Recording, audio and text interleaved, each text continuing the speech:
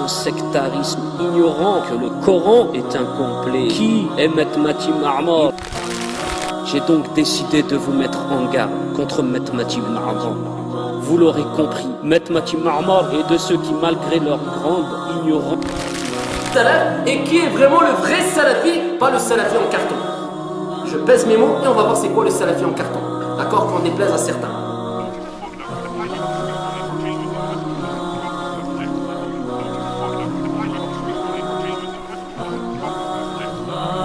C'est quoi l'acquis? Il est où l'acquis pour les musulmans, l'islam?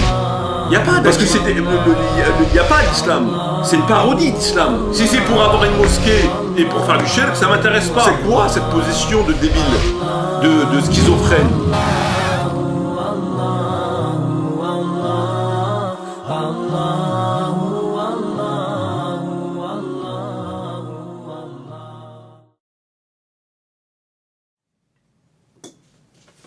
أعوذ بالله من الشيطان الرجيم بسم الله الرحمن الرحيم والصلاة والسلام على سيدنا محمد وعلى آله وصحبه أجمعين والسلام عليكم ورحمة الله وبركاته. Frères et sœurs, heureux de vous retrouver afin de partager avec vous cette nouvelle et présente vidéo dans laquelle nous allons évoquer la question d'un certain Anti-Malthus, de sa vidéo qui est souvent utilisée par des gens de toute évidence mal intentionnés, lesquels constamment la diffusent lorsqu'il s'agit de m'évoquer afin de démontrer mon égarement. J'ai donc décidé de vous mettre en garde contre Maître Mati Marmor.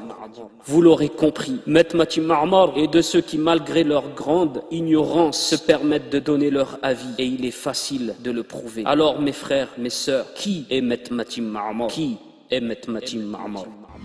Alors, je me suis dit qu'à un moment donné, il faudrait quand même apporter une réponse à cette vidéo, afin qu'une vidéo soit disponible pour ceux qui auraient un doute, puisque sa vidéo est tellement bien faite dans la forme, et tellement erronée dans le fond, que lorsque on a affaire à des gens qui sont mal intentionnés, puisque des gens bien intentionnés ne peuvent pas se fier à quelqu'un qui ne cite pas la personne avec les références ou avec des extraits, mais quelqu'un qui de mémoire répéterait les propos de la personne qui est évoqué dans cette vidéo, à savoir en l'occurrence ma personne. Il est celui qui qualifie des hadiths authentiques qui ne lui plaisent pas de hadiths sans valeur. En effet, les hadiths qui s'opposent à son idéologie tordue sont, lorsqu'on lui cite, qualifiés de hadiths sans valeur. Qui est Maître Mati Marmor? Il est celui qui n'aime pas les sources sunnites en disant qu'elles ont été en majorité détruites. Qui est Maître Mati Marmor? Il est celui qui affirme dans son sectarisme ignorant que le Coran est incomplet. Qui est Maître Mati Marmor?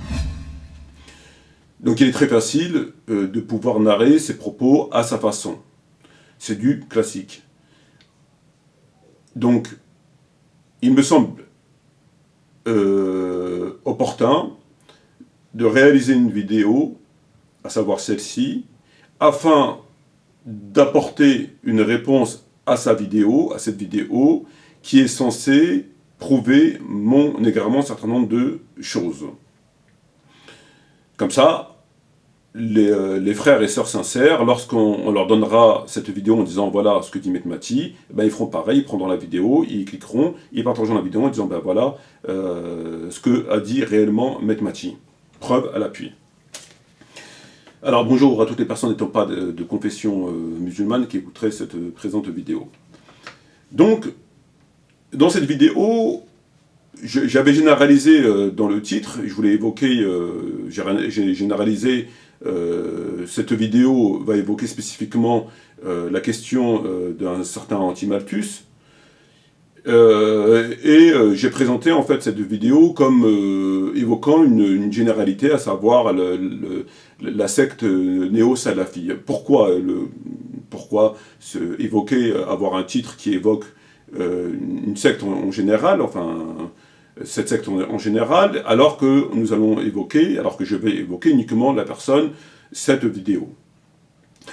Pour la simple et bonne raison que lorsque on approche la question, lorsqu'on analyse la question, lorsqu'on fait un petit peu des petites recherches, on s'en rendra compte que ce que a fait cet individu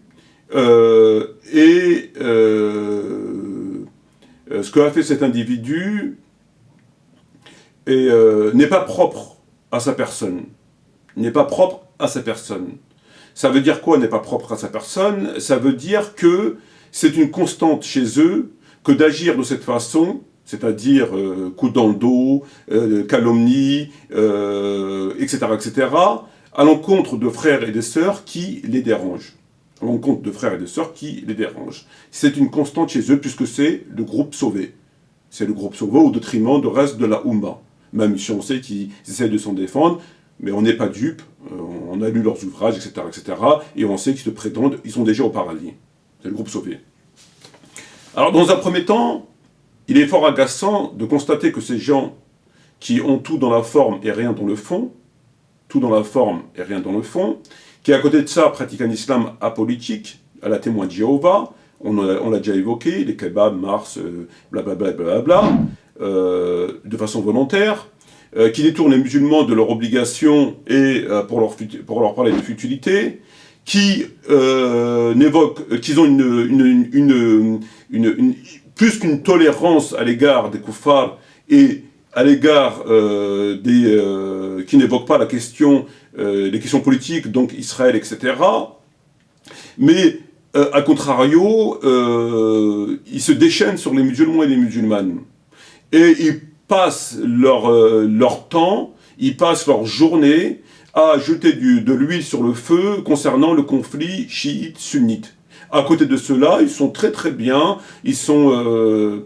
voilà, avec les koufars, c'est l'entente à merveille. Jamais ils évoquent la question d'Israël, le conflit israélo-palestinien, etc., puisqu'ils sont apolitiques. Mais à côté de ça, ils vont massacrer des musulmans et ils aident au massacre des musulmans à travers le monde par leur pratique religieuse, qui est une pratique apolitique, etc., etc., etc. Donc, on connaît les fondamentaux de leur aqidah sur ce point. Et ils se prétendent salafis. Et qui est vraiment le vrai salafi, pas le salafi en carton. Je pèse mes mots et on va voir c'est quoi le salafi en carton. Ils se présentent salafis comme étant sur les pas du prophète Mohammed et des pieux prédécesseurs, alors que c'est une insulte à l'égard du prophète Mohammed, que c'est une insulte à l'égard des pieux prédécesseurs. Il y a deux types de salafis. Il y a un type de salafi en carton. Je pèse mes mots. Donc ça, c'est que dans la prétention. C'est la prétention. Niveau prétention, il y a... Au niveau pratique, c'est tout l'opposé. Ça, c'est une généralité. Et ces gens-là, entre autres sur le net, mettent la cagoule et utilisent tous les moyens, sans absolument aucune retenue, mais rien, absolument aucune retenue, lorsqu'il s'agit de casser une personne qui les dérange parce qu'il dit des vérités. Ils n'ont absolument aucune retenue. On reconnaît leurs attaques par deux choses. La première des choses, c'est qu'elle est dénuée de toute intelligence.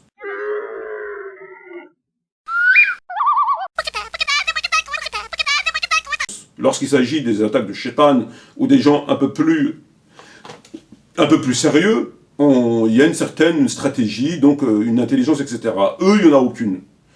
Et elle est d'une stupidité déconcertante. Le contenu est déconcertant. Ça, c'est le premier point. Le deuxième des points, c'est que il y a un acharnement, on constate un acharnement que même un certain nombre d'ennemis de la religion n'ont pas. C'est un acharnement, ils vous piétinent au sol. Ils vous piétinent au sol. Ils n'ont absolument aucune rahma lorsqu'il s'agit de d'essayer de détruire quelqu'un qui les dérange. à défaut, bien sûr, de faire des débats et de répondre théologiquement sur tel et tel point, poliment, dans le cadre du Coran et de la Sunna. Donc, ça, on la reconnaît par ça. Niveau stupidité, consistance de leurs discours, de leurs attaques, et niveau acharnement. Et en fait, donc la question de la personne que je vais évoquer, donc à savoir Anti-Malthus, elle n'est pas isolée. Ça, lui, c'est juste un petit peu la personne qui s'est en quelque sorte mis en avant, mais derrière, voilà.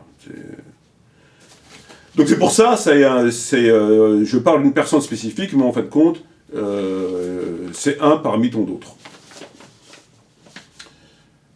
Donc, de quoi il s'agit dans cette présente vidéo? Il s'agit donc de cette vidéo dans laquelle ce Anti-Malthus, il a réalisé il y a un certain nombre de temps, reprendrait un certain nombre de mes propos afin de démontrer mon prétendu égarement. Donc nous allons analyser ces propos et nous allons les examiner, à savoir, est-ce que cette personne les a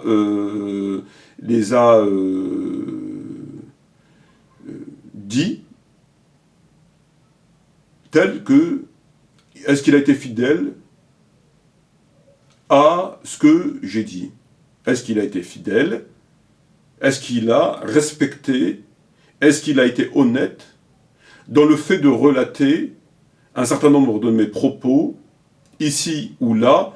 Est-ce qu'il a été honnête ou est-ce qu'il a manipulé mes propos pour mieux, justement, les contredire et donc de dire, voilà, les propos de M. Metmati, à quel point ils sont hérétiques. On est là pour analyser, nous sommes là pour analyser sa vidéo. Alors, la première des choses, frères et sœurs, que nous allons faire, c'est que nous allons passer uniquement le passage qui évoque toutes les prétendues hérésies que j'aurais dit.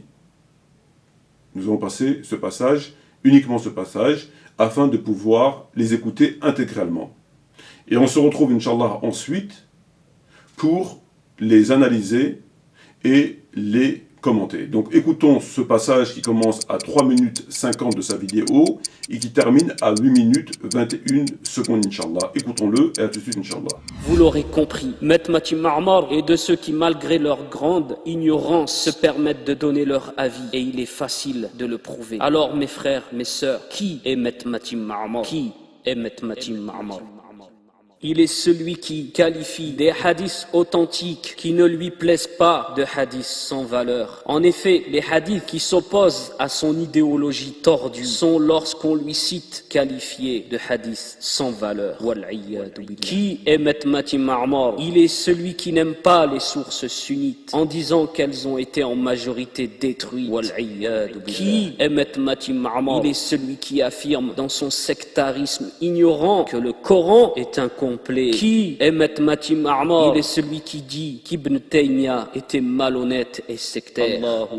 Qui est Metmati Ma'mar? Il est celui qui dit des compagnons iront griller en enfer. Vous l'avez bien entendu. Il a dit les compagnons iront griller en enfer. Mais qui est-il, cet ignorant, pour parler de la sorte? Qui est Metmati Ma'mar? Il est de ceux qui ne maîtrisent pas l'arabe, ni la grammaire, et qui se disent étudiants. Voyez, mes frères, mes sœurs, comme cela reflète bien le hadith que nous avions cité précédemment. Ces gens ignorants qui se permettent de donner leur avis, ils s'égarent ainsi que ceux qui les écoutent. Qui est Metmati Ma'mar? Il est celui qui ment sur les imams et les compagnons. En effet, il dit que certains compagnons et imams ont qualifié la prière de Tarawih d'innovation blâmable, alors qu'aucun parmi les imams ou les compagnons ne l'a qualifié d'innovation blâmable. Cela est un énorme mensonge qu'il leur attribue.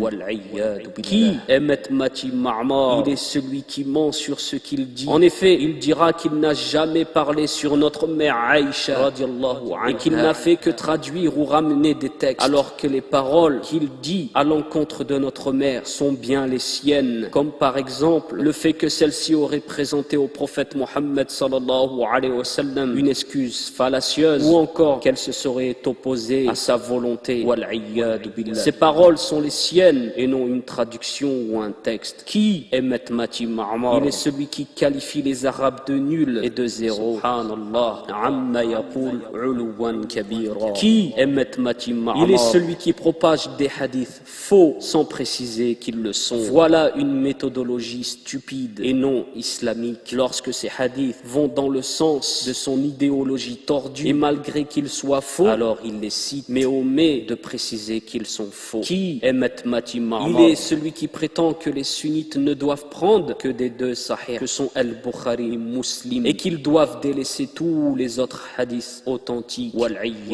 Qui est Emmet Mati Ma'mar? Il est celui qui occulte des hadiths, qui s'oppose à son sectarisme. Il occultera par exemple, et cela à profusion, le fait que le prophète sallallahu alayhi wa sallam a dit concernant la prière de Tarawih: Falam yamna'uni min al-khuruj ilaykum. Rien ne m'a empêché de venir avec vous, hormis le fait que je craignais qu'elle ne vous soit rendue obligatoire. Car cela s'oppose à ces théories stupides qui sont de qualifier la prière de Tarawih d'innovation blâmable. Qui est Emmet Mati Ma'mar? Il est celui qui qualifie le calife Omar d'avoir eu des comportements curieux, violents, etc. Qui est Emmet Mati Ma'mar? Il est celui qui dit que certains compagnons se sont opposés à la volonté du prophète Mohammed sallallahu alayhi wa sallam. Qui est Emmet Mati Ma'mar? Il est celui qui dit qu'Ibn Abbas, le savant parmi les compagnons, qu'Allah les agrée tous, et qui a qualifié les gens de vérité de Ahlus Sunnah wal Jama'a, il est celui qui dit de lui et de cette qualification qu'il dit n'importe quoi. Allahu musta'an. Mais qui est-il? Qui est Emmet Mati Ma'mar? Il est celui qui aime s'attaquer à l'honneur des gens en disant qu'ils ont une barbe mais qu'ils touchent le RSA ou le RMI. Voilà un comportement haineux, non sincère, qui est de s'attaquer à l'honneur des gens et non de prêcher à la vérité. Qui est Emmet Mati Ma'mar? Il est celui qui prétend que la sunna n'a pas été protégée. Allahu musta'an. Qui est Emmet Mati Ma'mar? Il est celui qui fait les éloges de Khomeini, le pédophile. Qui est Emmet Mati Ma'mar? Il est celui qui dit qu'il y a de vrais compagnons et de faux compagnons.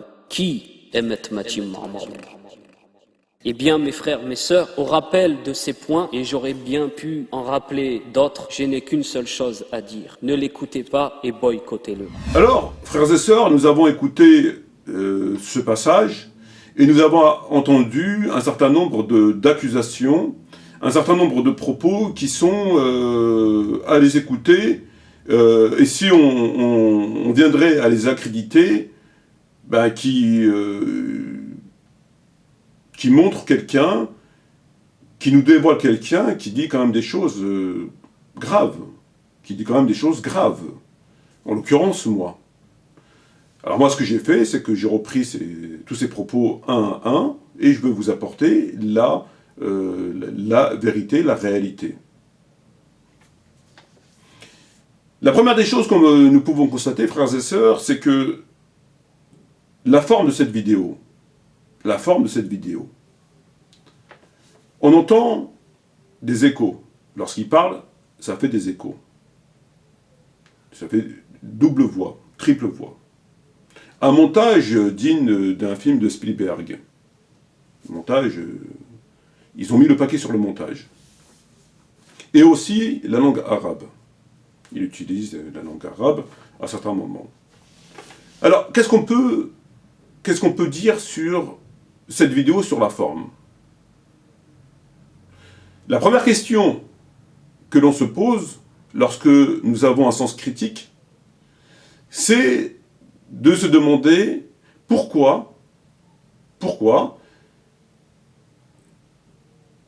lorsqu'il évoque ce sujet qui est un sujet théologique, qui est un sujet intellectuel, qui est un sujet qui touche la réflexion, il met des échos, il fait des échos dans sa vidéo, et un montage hollywoodien. Est-ce que c'est pour donner une... ça n'a aucune arrière-pensée. C'est juste pour faire non pas une belle vidéo, mais une bonne vidéo. Ou est-ce que cela cache quelque chose? Ou est-ce que cela quelque chose? Il me semble évident, frères et sœurs, que lorsque on évoque un sujet théologique, un sujet intellectuel, un sujet de réflexion, d'intelligence, d'analyse, on ne fait pas une vidéo où on entend des échos de voix, etc., etc. Pour la simple et bonne raison que cette façon de faire, obligatoirement et naturellement et scientifiquement prouvée, ne permet pas à la personne qui écouterait cette vidéo d'avoir le sens critique parce qu'il ne peut pas écouter les propos complètement et donc de les analyser dans la mesure où l'écho de voix, la répétition de voix, entre guillemets, diminue son écoute obligatoirement, et donc forcément son analyse. C'est comme les gens qui crient, comme il le fait Rachid Abou des fois dans ses prêches, où il hurle. Nous savons, et c'est prouvé scientifiquement, que le fait de crier, la personne n'écoute pas ce que vous dites. Elle est, entre guillemets, paralysée au niveau cérébral, elle n'écoute pas, elle ne peut pas analyser ce que vous dites. Lorsqu'il fait cela, il le fait de façon volontaire. Il ne pose pas le sujet en vous narrant le passage, en prenant le passage de la vidéo concernée, visée, mis en accusation, et il vous l'explique avec des éléments des éléments théologiques, sans avoir recours à cette mise en scène. Là, c'est tout le contraire. On est plus proche de bandes dessinées, d'effets spéciaux, etc., que d'un débat théologique où on reprend les propos de la personne, on les explique, etc., etc. Donc ça fait partie de leur marketing à ces gens. À ces gens, ces néo-salafis, ils sont particulièrement forts, entre guillemets forts, après ça dépend avec qui, avec ceux que l'on connaît, oui, ça peut éventuellement fonctionner, avec les autres, ils en rigolent. Ils sont particulièrement forts dans ce domaine de marketing. Et là, lorsqu'il vous met les échos des voix, etc., c'est pas pour faire une bonne vidéo. C'est tout simplement pour atténuer, pour diminuer votre sens critique. Obligatoirement. Et il a toutes les raisons de le faire, puisque comme nous allons le voir, ce qu'il dit, c'est faux. Ce qu'il dit, c'est faux. Entre ce qu'il a dit et ce que j'ai dit, c'est faux. Et nous allons le voir point par point. Ça, c'est la première des choses. Alors, vous savez, frères et sœurs, avant de faire cette vidéo, j'avais demandé à mon maquettiste de me faire une affiche. Donc, avec Rachid, Nader et lui. J'ai trouvé sur une page Facebook un lien qui évoquait Antimalthus, avec une photo où il avait un nez de clown. Au début, j'ai fait cette affiche. Mais lorsque j'ai analysé mon papier, donc pour reprendre mon papier pour cette présente vidéo, à la fin de mon papier, j'ai lu un texte que ce même Antimalthus m'a adressé sur Facebook, sur ma page Mehmeti Mamar Édition, dans lequel il me dit cela. Alors le texte, le message figure du 12 février à 17h33. Voilà ce que me dit Abou Layna Michael Sunna, donc lui-même, Antimalthus. Salam alaikum, j'espère que tu vas bien. Je voulais juste te dire, malgré nos divergences, que j'ai apprécié ton intervention, pas tout, sur Fadak, et j'ai été agréablement surpris. Qu'Allah te guide et te préserve. Michael, le père de Layna Antimalthus. Donc, cette même personne m'envoie un message à laquelle je n'ai pas répondu, en me disant, en me demandant si je vais bien. Ça irait mieux s'il arrêtait de me taper dans le dos. Et qui me dit que malgré nos divergences, donc il faut croire que tout ce qu'il a évoqué, c'est même pas c'est censé ne pas être une divergence, c'est censé être carrément de l'apostasie, de la mécréance, de la médisance. Mais, vraisemblablement, il a revu son accusation à la baisse, puisqu'il ne parle de divergence. Donc, malgré nos divergences, j'étais agréablement surpris, etc. Donc, lorsque j'ai lu ce message, je me suis dit que il a quand même fait un pas dans sa position qui consistait à m'insulter, etc., etc., etc., comme le démontre cette vidéo. Donc moi, je me suis dit que je ne vais pas le présenter tel que le conflit entre moi et lui a été. Ce message est du présent, cette vidéo est plus ancienne. Donc je me suis dit que je vais m'arrêter au dernier message. Si lui, il fait un pas en direction de la vérité générale, je ne peux pas me permettre de l'évoquer en faisant référence à ce qu'il était jadis. C'est que des suppositions. Son message est clair. Donc, voilà, je me suis dit, donc, enlève cette photo et voilà.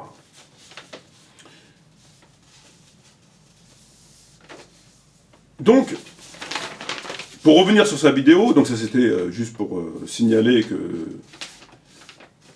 Donc pour revenir sur sa vidéo, il a évoqué un certain nombre de sujets, lesquels sont censés démontrer que je suis un hérétique, etc.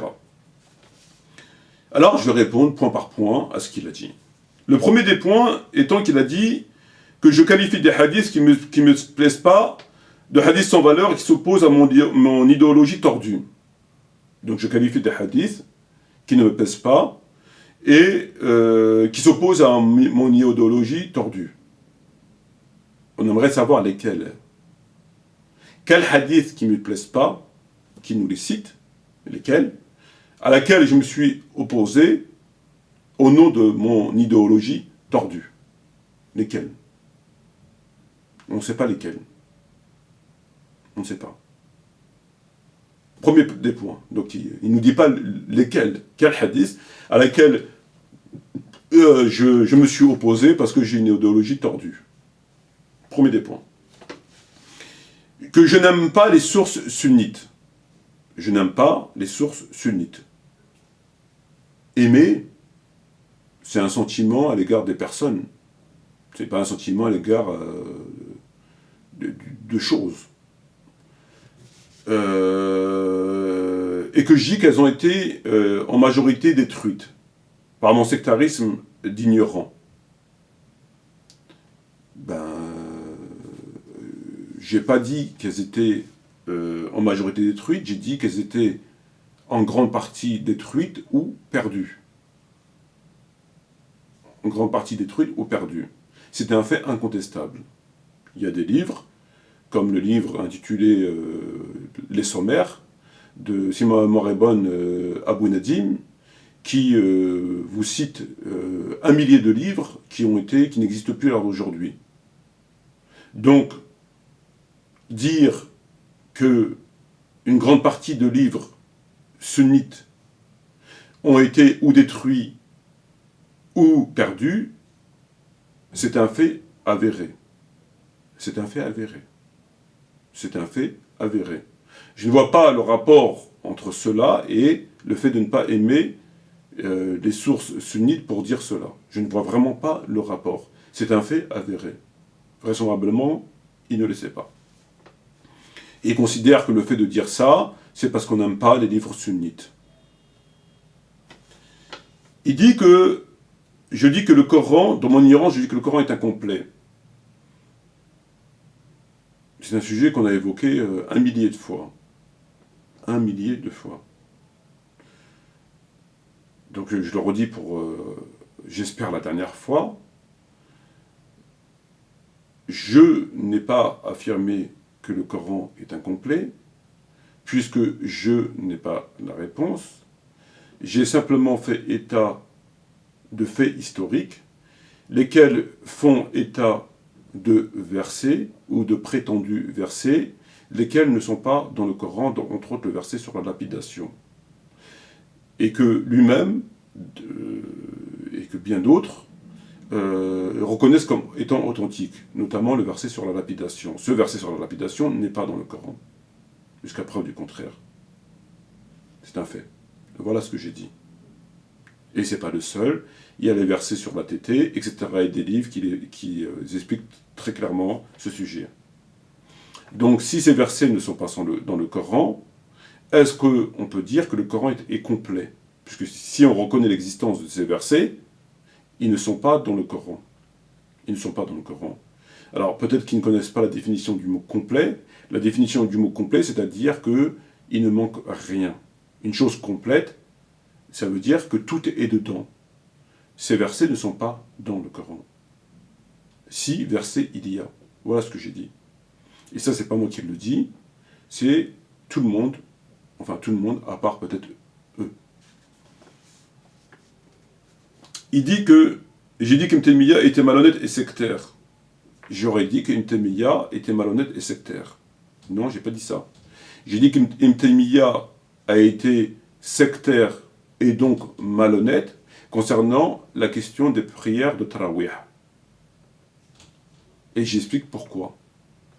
Donc, je n'ai pas fait un jugement sur la personne d'Ibn Taymiyya en disant il était malhonnête et sectaire. J'ai dit concernant la question des Tarawih, il a été sectaire et donc malhonnête, ce qui est différent. Puisque là, je parle d'un point précis et je ne parle pas de la personne dans sa globalité. Ça, c'est le premier des points. Et quand bien même,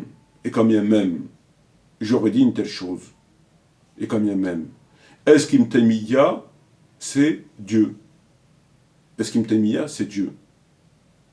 Pourquoi Ibn Taymiyya, on lui dit rien lorsqu'il se permet de critiquer Ali, alayhi salam, en disant que Ali a fait des bêtises, Ali a dit il s'est trompé scientifiquement sur un certain nombre de sujets, et il n'est pas revenu, contrairement à Omar ibn Khattab radiallahu anhu, sur ses erreurs. Voilà ce qu'Ibn Taymiyya dit. Il dit que Ali a fait des erreurs théologiques sur lesquelles il n'a pas voulu revenir. Il n'a pas voulu revenir, c'est-à-dire que ça sous-entend qu'il était orgueilleux, etc., etc. Donc, il est malhonnête, puisqu'il n'a pas voulu revenir sur des erreurs, alors qu'il reconnaissait que c'était des erreurs, mais il n'a pas voulu revenir. Donc, Ibn Taymiyya dit qu'il n'a pas voulu revenir sur ses erreurs, alors que pour Omar ibn Khattab, certes, il a fait des erreurs, mais ce dernier est revenu sur ses erreurs parce qu'il était honnête. Ali ne l'était pas. Voilà ce qu'il dit Ibn Taymiyya. Lorsqu'il critique Fatima alayhi salam en disant qu'elle était attirée par les biens, etc., et que lorsqu'il parle, c'est ce qu'il dit sur Fatima alayhi salam, ou qu'il parle du fait que Ali n'avait pas à combattre Muawiyah, enfin bref, lui, il a le droit. Lui, vous lui dites rien. Il a le droit de critiquer Ali en disant qu'il était malhonnête, etc. Lui, il a le droit. Mais lorsque nous venons et que nous disons preuve à l'appui sur un point spécifique, que là, il a été sectaire, ça vous dérange. Et vraisemblablement, non seulement ça vous dérange, mais ça fait sortir la personne de la religion. On n'a pas le droit de penser. Sinon, on devient mécréant. Donc le fait que je dise ça, ça touche votre aqidah. Puisque vraisemblablement, vous avez fait entrer Ibn Taymiyya dans votre aqidah. Il fait partie de votre croyance. C'est une démonstration que vous faites. Vous allez bien sûr le nier, mais entre ce que vous niez et ce que vous faites, il y a une très grande différence.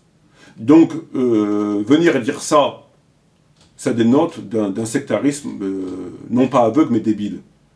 Puisque non seulement, c'est pas ce que j'ai dit exactement, deuxièmement, et quand même, je leur ai dit, pourquoi vous ne dites pas Ibn Taymiyya que lui s'est permis de critiquer Ali, de malhonnête, etc. Et d'autres choses, il y a des liens qui existent, il y a des livres qui existent, on ne va pas évoquer la question. Et troisièmement, ça prouve bien que vous l'avez fait rentrer dans votre croyance. Comme vous avez fait rentrer dans votre croyance le Bukhari qui est comme le Coran, voire au-dessus du Coran parce qu'il est complètement authentique, etc., etc. Donc vous avez pris un certain nombre de choses et vous les avez mis dans votre croyance, et la personne du musulman et de la musulmane qui ne serait pas d'accord avec des choses qui n'ont rien à voir avec la croyance du musulman, eh ben vous le faites sortir de l'islam. C'est quelqu'un de pas bien, qui s'est égaré, du chemin droit, etc., etc. Ce qui est très grave. Enfin, il a dit certains compagnons iront en enfer. J'ai dit que certains compagnons iront en enfer. Alors, je ne sais pas s'ils sont sourds,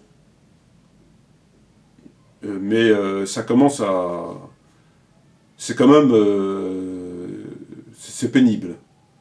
Dans le Sahih de l'imam al-Bukhari et celui de Muslim, donc leur propre livre de référence considéré étant comme autant fiable que le Coran, voire plus, puisque dans le Coran il y a des abrogés, etc. Dans le Bukhari il n'y en a pas, tout est authentique. Il est fait état d'un hadith, dit le hadith du bassin, dans lequel le prophète Mohammed dit « Le jour de la résurrection, je serai proche de mon bassin, et je verrai un certain nombre de mes compagnons, ashabi », donc c'est le possessif, mes compagnons, qui me reconnaîtront et que je reconnaîtrai, et qui en emmènera en enfer. Je dirai, Seigneur, sont mes compagnons. Il me sera répondu, tu ne sais pas ce qu'ils ont fait après toi, ils n'ont cessé de s'égarer. Et je dirai, loin de moi. Bukhari, Muslim, mes compagnons, c'est écrit noir sur blanc dans le hadith. Avez-vous une explication? Avez-vous une explication? Avez-vous une explication autre que celle que je dis? Il dit bien mes compagnons. Donc donnez-nous une explication. Vraisemblablement, vous avez essayé d'apporter des explications en expliquant que peut-être l'imam Ali faisait partie de ces gens-là, puisqu'il faisait partie des compagnons. Et d'autres propos complètement débiles. Donc moi, je vous pose la question, que nous dites-vous sur ce hadith? Rapportez-nous une réponse. Le prophète dit « mes compagnons », un certain nombre de « mes compagnons ». Et vous êtes offusqués qu'on dise qu'il est fait état de ce hadith. Et la preuve, il vient me le reprocher. Donc, expliquez-nous ce hadith. C'est pas des compagnons, c'est qui alors? Ashabi, c'est qui? Ashabi, c'est qui? Voilà.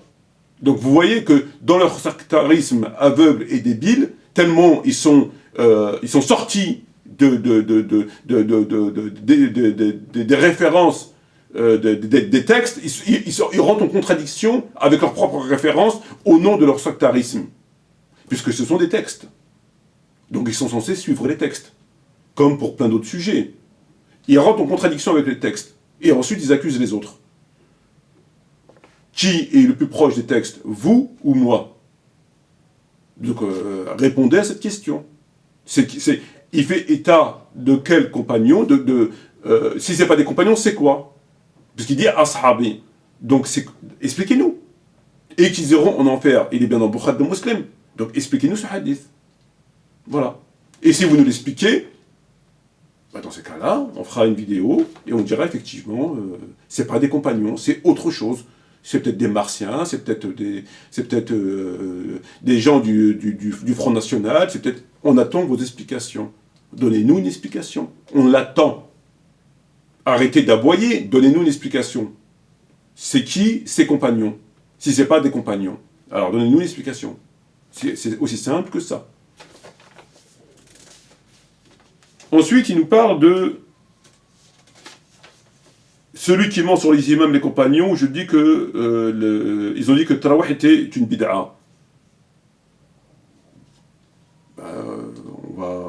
On a démontré un certain nombre de choses.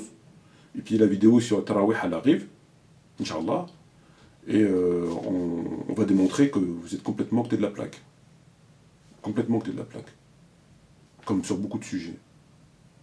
Complètement à côté de la plaque. Sur la question des tarawih. Que vous avez, enfin peut-être pas vous, parce que vous êtes à un niveau extrêmement bas sur la question de la science, mais ceux qui sont au-dessus de vous, ben, ils vous ont bien berné. Ils vous ont bien berné. Et que vous, comme des perroquets, non seulement vous avez répété des choses sans même vérifier, mais en plus, vous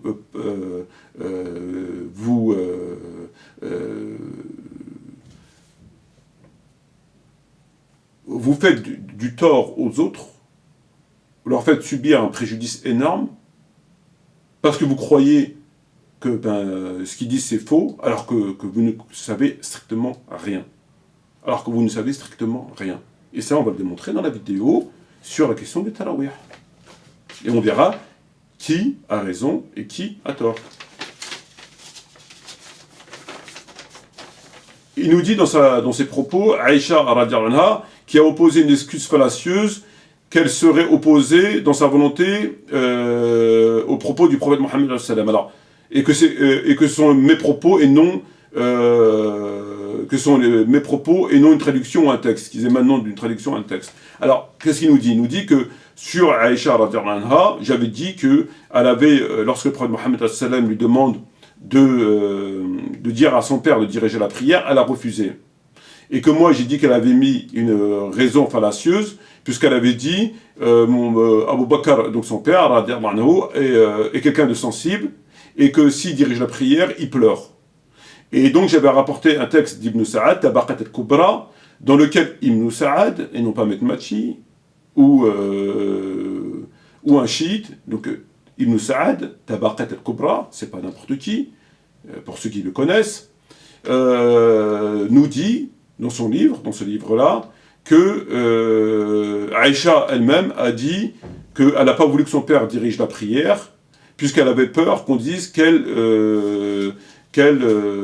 médiocre successeur du prophète, hein, pour résumer. C'est un texte qui est dans Tabaqat al-Kubra d'Ibn Sa'ad. Donc moi j'ai fait état de ce texte. Ce monsieur vient nous dire que ça vient de moi. Ça vient pas d'Ibn Sa'ad. Ça vient pas d'une traduction d'un texte. Ça vient de moi. Or, j'ai rapporté le titre du livre, la page, la maison d'édition. Nous l'avons traduit et nous l'avons diffusé. Dans lequel j'évoquais que Ibn Sa'ad disait ça. Et que je ne l'ai pas inventé. Je ne l'ai pas inventé. Et Ibn Sa'ad nous expliquait que Aïcha, on attribue à Aïcha, radhiyallahu anha, ce propos, en disant, lorsque le prophète m'a demandé de dire à mon père de diriger la prière, je n'ai pas voulu, parce que j'ai peur que les musulmans disent quel piètre successeur du prophète. C'est dans Tabaqat al-Kubra d'Ibn Sa'ad. Je n'ai rien inventé. Et j'ai apporté la traduction, la page, le livre, etc. Ce monsieur vient nous dire que ça vient de moi. Ça vient de moi. Ça ne vient pas d'un texte.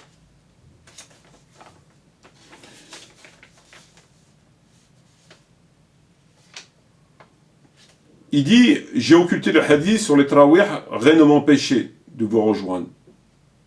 Donc il prétend que moi j'ai occulté ce hadith qui dit que le prophète a dit, rien ne m'a empêché de vous rejoindre si ce n'est que j'ai craint que cette prière ne devienne une obligation. Non seulement je ne l'ai pas occulté, parce qu'il est dans tous mes textes, il est même dans mon livre, on peut le vérifier, mais c'est plutôt vous qui avez occulté l'autre. Puisque vous ne nous en parlez pas. Dans aucun de vos livres, dans aucun de vos textes, et dans aucune de vos démonstrations. Le hadith, Fasalu wa fi buyutikum, vous l'avez caché. Pourtant, il est dans Bukhari et dans Muslim, il parle de tarawih. Vous l'avez caché. Et la preuve, c'est qu'il n'existe pas chez vous. C'est qu'il n'existe pas chez vous. D'ailleurs, Albani l'a caché dans son livre, Salat al-Tarawih. Il l'a caché, il ne l'a pas mis. Vous reprochez aux autres ce que vous faites. Et c'est facile de vérifier, il n'y a qu'à consulter vos vidéos et vos textes sur l'action de Tarawih, ce hadith n'existe pas. Il n'est pas dans vos livres et dans vos vidéos de démonstration. Et vous m'accusez, moi, d'avoir caché un hadith. Alors que c'est faux, puisque ce hadith, non seulement je l'ai mis dans mes livres, dans mes vidéos, et j'explique que ce hadith est amputé, et qu'on ne doit pas faire d'ijtihad à partir de ce hadith. Et il vient nous dire que j'ai caché ce hadith. J'accuse Omar d'avoir eu un comportement violent et curieux. Omar radhiyallahu anhu, jusqu'à preuve du contraire, dire des choses comme ça, c'est aller à 100% à l'encontre des évidences. Mais vraisemblablement, ça ne vous dérange pas de vous ridiculiser. Vraisemblablement, ça ne vous dérange pas de vous ridiculiser. Donc, on ne va pas ramener encore les textes. C'est inutile, on les connaît.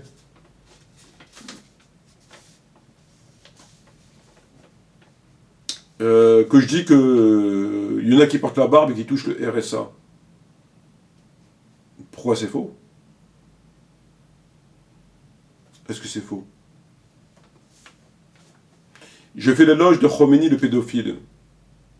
À quel moment j'ai fait l'éloge de Khomeini le pédophile? J'ai dit que Khomeini avait raison sur sa fatwa sur Rushdie. Je le dis, je le redis, et je le redis encore là, et je le redirai jusqu'à ma mort.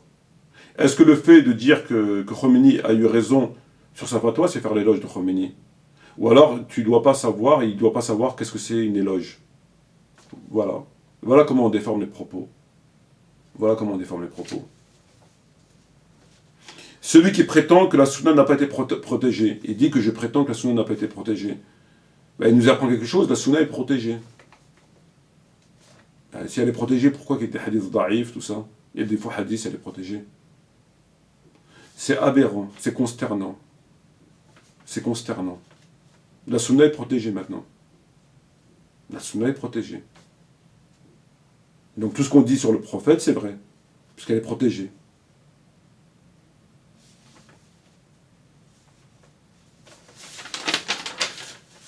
Donc, voilà, frères et sœurs, sa vidéo, et voilà ce qu'il m'attribue. Entre ce qu'il m'attribue et ce que j'ai réellement dit, ça n'a absolument aucun rapport.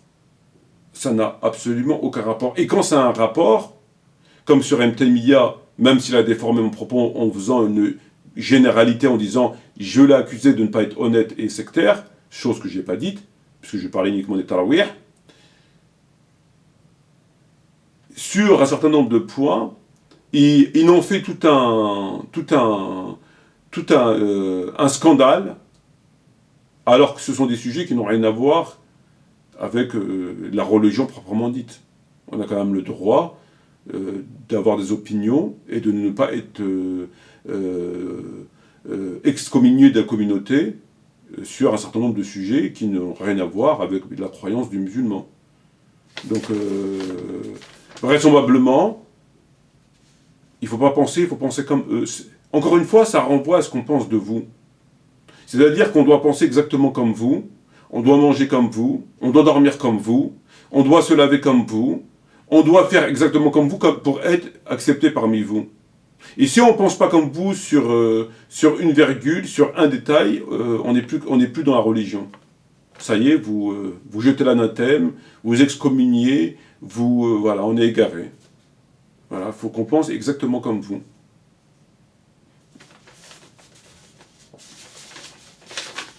Donc voilà ce que je voulais dire par rapport à sa vidéo, que certains s'amusent à propager sans même avoir le minimum d'honnêteté en se disant mais est-ce que ce qu'il dit c'est vrai, puisqu'il ne nous cite pas les extraits, et on est censé lui faire confiance à 100%, se fier à ce qu'il nous dit. Mehmati a dit ça, donc il l'a dit. Mehmati a dit ça, donc il l'a dit. Ça les arrange.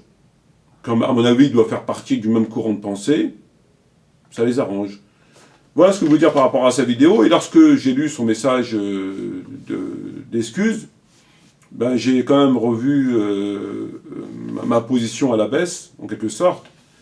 Néanmoins, c'est quand même étrange que... Enfin, peut-être qu'il n'y a rien à expliquer. Tout simplement, on a affaire à des gens qui n'ont absolument aucune cohérence. Voilà. Donc, il n'y a aucune logique à chercher dans cela. Et je vous quitte sur une vidéo qu'il a réalisée, où il a été pris la main dans le sac, où il reconnaît qu'il a dit, qu'il a fait, on va appeler ça une erreur, ce qui ne l'a pas empêché de m'insulter, de charlatan, de quelqu'un que je ne connais pas les livres de source, etc., alors que, de toute évidence, c'est lui qui s'était complètement trompé, et il le reconnaît, lui-même il le dit, effectivement, je me suis trompé, mais que c'était une erreur sans gravité. C'était une erreur sans gravité. Donc il considère que insulter quelqu'un, un musulman de charlatan, le calomnier, en disant que j'avais caché ce hadith, que je ne connaissais pas, etc., c'est une erreur sans gravité, nous dit-il dans sa vidéo. Et il ne s'est pas excusé. Il ne s'est pas excusé. Est-ce qu'il m'a adressé un message d'excuse? Il me semblait que lorsqu'on portait préjudice à un frère ou une sœur, on s'excusait. Donc il reconnaît lui-même, non seulement qu'il s'était trompé, mais dans un premier temps, il minimise complètement son erreur, en disant que c'est une erreur sans gravité, alors qu'il a insulté, etc., mais sans gravité, mais aussi qu'il ne s'excuse pas auprès de la personne à qui il a porté préjudice. Bon. Voilà. Voilà, qu'est-ce qu'on peut dire sur ben, voilà ce qu'on peut dire voilà. Et je m'en souviens, où ça avait été quand même assez loin, puisque un jour j'étais sur Paltac, et on discutait entre frères, entre personnes, et il y a quelqu'un qui avait pris le micro, qui m'avait parlé. Il ne s'était pas présenté, c'est un frère, et il parle au micro, il parle comme on fait sur Paltac. Donc je lui ai répondu, et puis d'un seul coup ça avait coupé. La personne a été partie, ça avait coupé, bref. Donc la discussion, les échanges continuent sur Paltac. J'apprends quoi 2 ou 3 jours après? Ben, j'apprends que ce Antimalthus a fait une vidéo dans laquelle il a repris cette discussion sur Paltac et il a dit qu'il s'agissait d'un débat, que c'était un débat, donc je savais avec qui je parlais, que je savais que c'était un débat et que j'avais fui le débat parce que j'avais plus d'arguments. Alors que il n'y avait pas de débat, j'étais là en discussion avec des frères, il n'avait jamais été question de débat, d'ailleurs personne n'a entendu parler d'un débat. En général, lorsqu'on fait un débat, il y a un minimum de publicité, débat tel jour sur Paltac, etc. Personne. Donc il n'y avait jamais été question d'un débat. Mais en plus, que ça avait tout simplement coupé, ça avait coupé, et que lui, cette coupure, là, s'en est servi pour dire que j'ai fui le débat. Voilà. Voilà.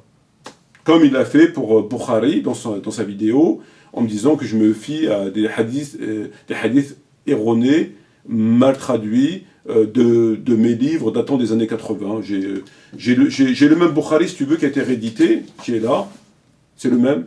C'est traduit par Houda, et qui date, lui, des années... qui date de 2007. C'est le même.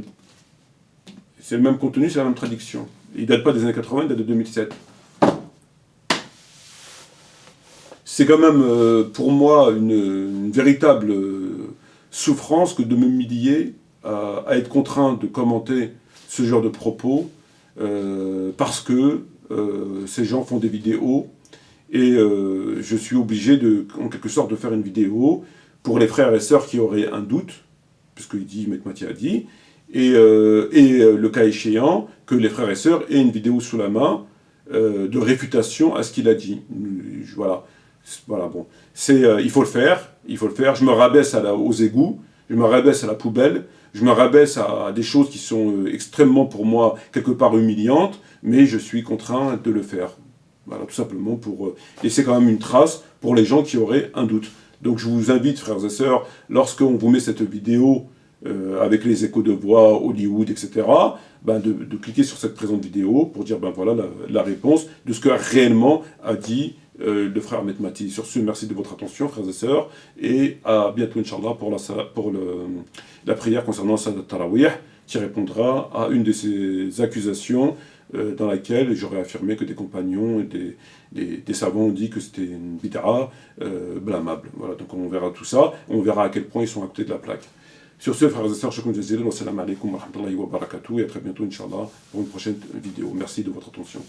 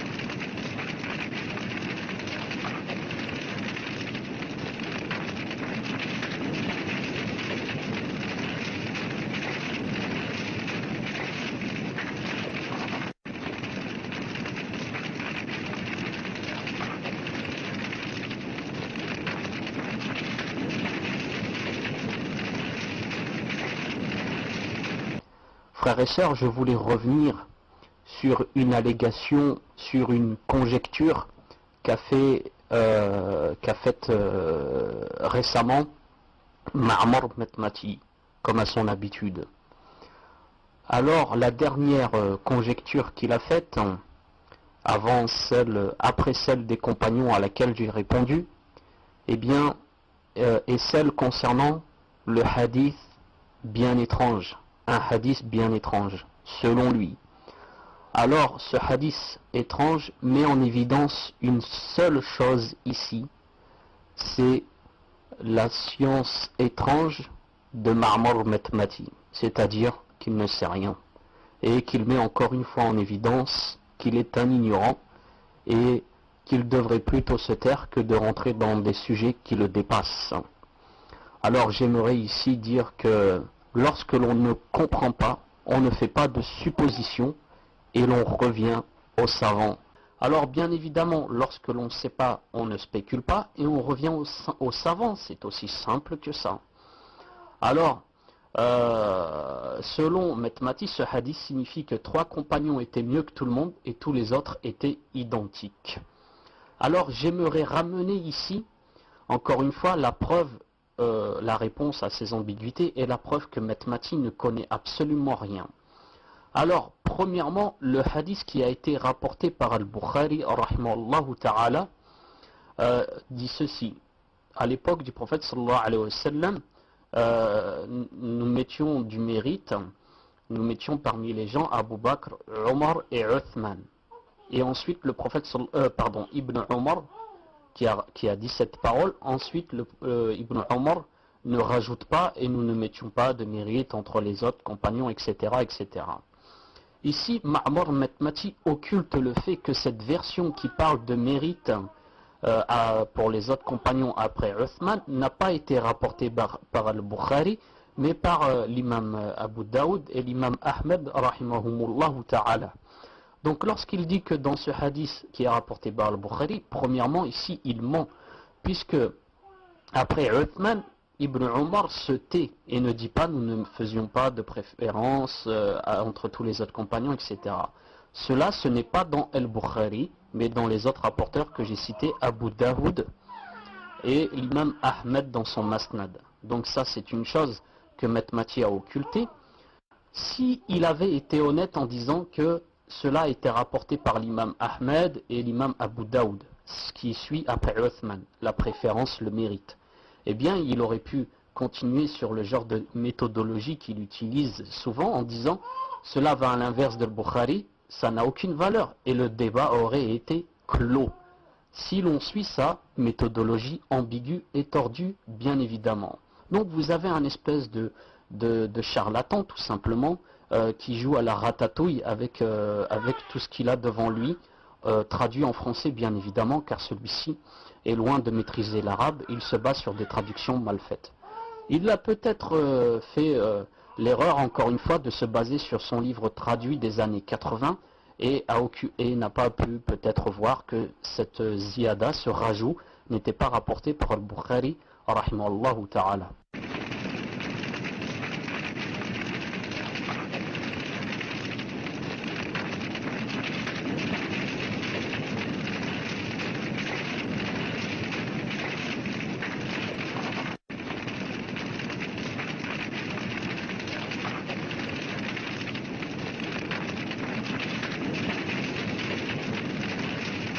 Alors bien évidemment, lorsque l'on ne sait pas, on ne spécule pas et on revient aux savants, c'est aussi simple que ça.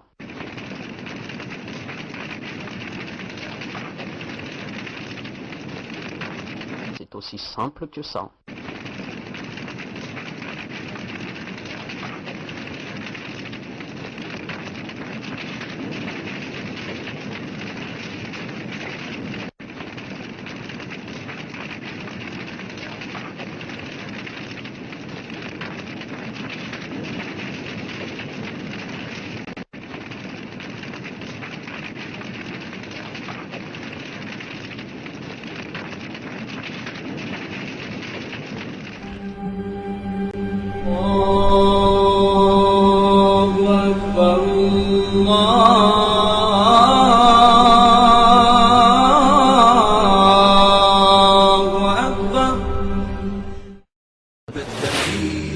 كالريح قوية شبت كالنار كالنار وضية شبت كالريح قوية شبت كالنار كالنار وضية سارت بالعزم فتية طارت كالصقر أبية طارت كالصقر أبية أهلا قافلتي يا قافلتي المهنية كالريح قوية شبت كالنار وضية شبت كالريح